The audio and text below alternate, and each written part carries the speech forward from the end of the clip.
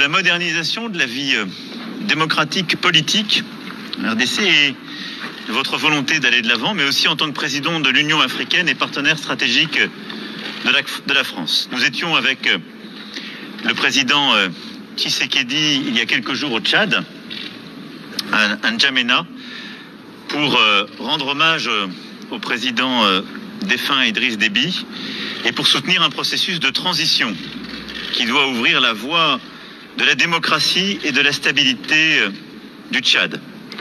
Et aujourd'hui, avant toute chose, nous voulons exprimer notre préoccupation sur l'évolution de la situation.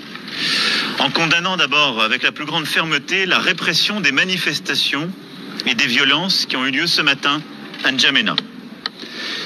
Nous appelons au respect des engagements qui ont été pris par le Conseil militaire de transition, celui d'une transition pacifique, inclusive sur le plan politique.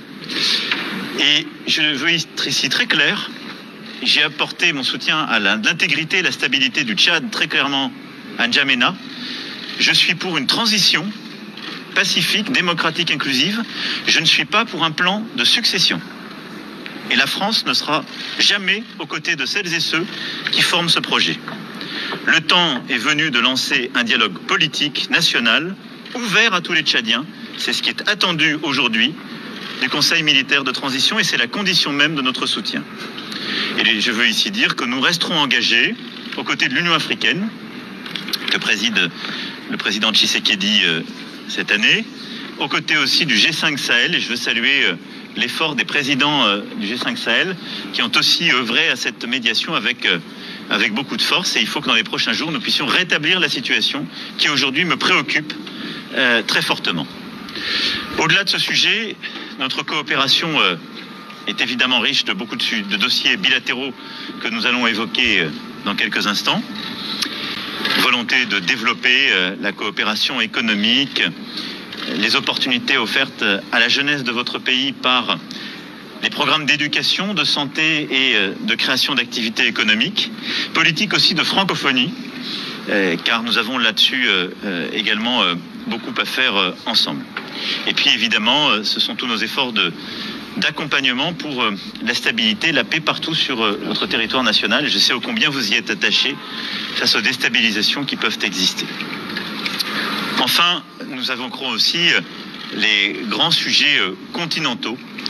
Et en effet, nous avons un agenda extrêmement chargé. Le premier, c'est continuer à faire vivre la solidarité internationale face à la pandémie.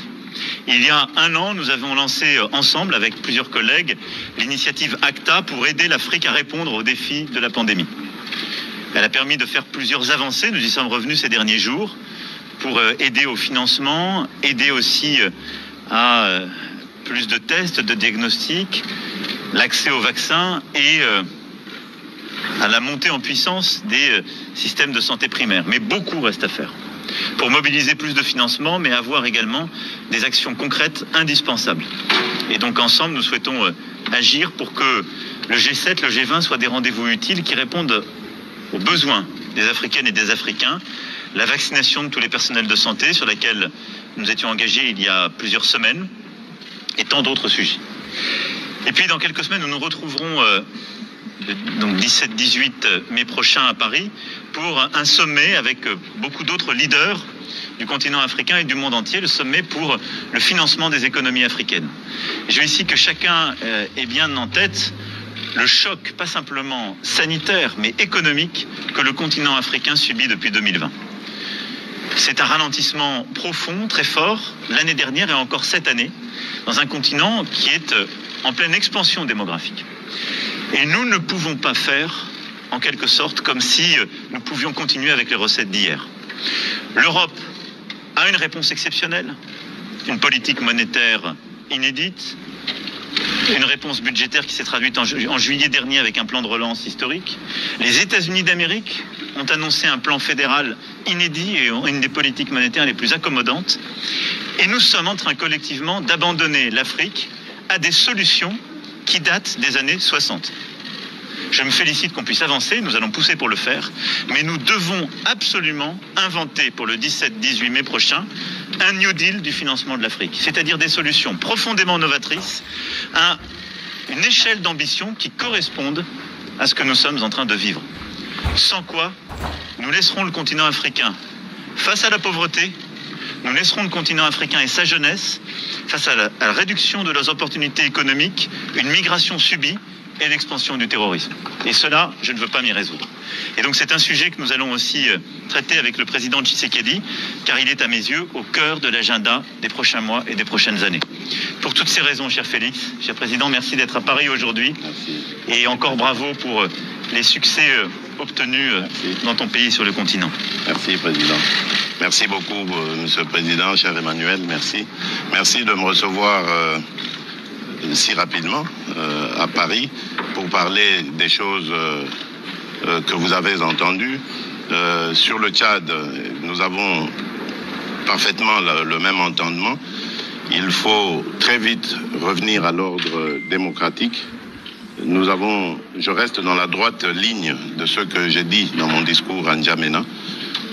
Nous soutenons évidemment la stabilité actuelle, mais à condition qu'ils aillent très vite vers la consolidation de la démocratie, des institutions démocratiques.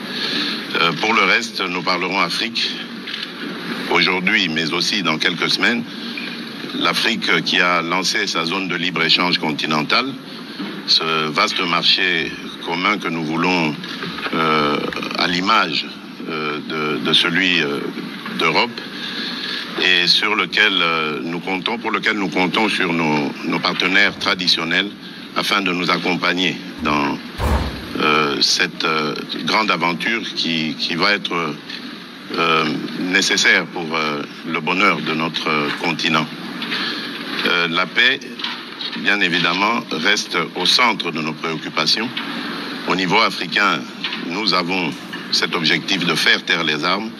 Voilà pourquoi je ne me lasserai jamais de sensibiliser la communauté internationale par rapport à des zones de violence en Afrique, et particulièrement dans mon pays, la République démocratique du Congo, à l'Est, où il s'est créé maintenant un groupe à tendance islamiste, au discours islamiste et aux méthodes islamistes, et qui sème la terreur auprès de nos populations. Donc là, je suis plus que jamais déterminé à l'éradiquer et je compte sur le soutien de la France.